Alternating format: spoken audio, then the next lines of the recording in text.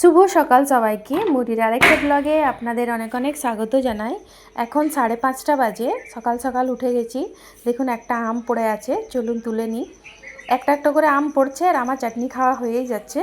এটারও আজ চাটনি বানিয়ে খাবো, খুব টেস্টি লাগে গুড় দিয়ে চাটনি বানালে। সকালে ব্রেকফাস্ট বানাবো, সকালবেলা মেয়ের স্কুল আছে, আজ তো শনিবার। চলুন তাহলে রান্নাঘরের দিকে যাই। আজকের ওয়েদারটা দেখুন সকাল সকাল কত সুন্দর।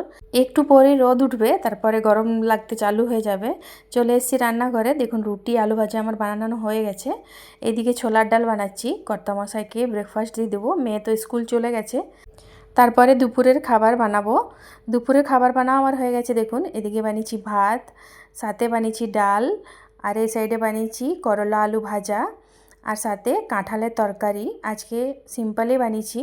এখন সন্ধ্যাবেলায় যাচ্ছি একটু দোকানে, বাসন কিনবো। একটা বিয়েবাড়ি আছে, তাই বাসন দোকানে যাচ্ছি। বাসন দোকানে চলেও এসেছি, কিনেও নিলাম।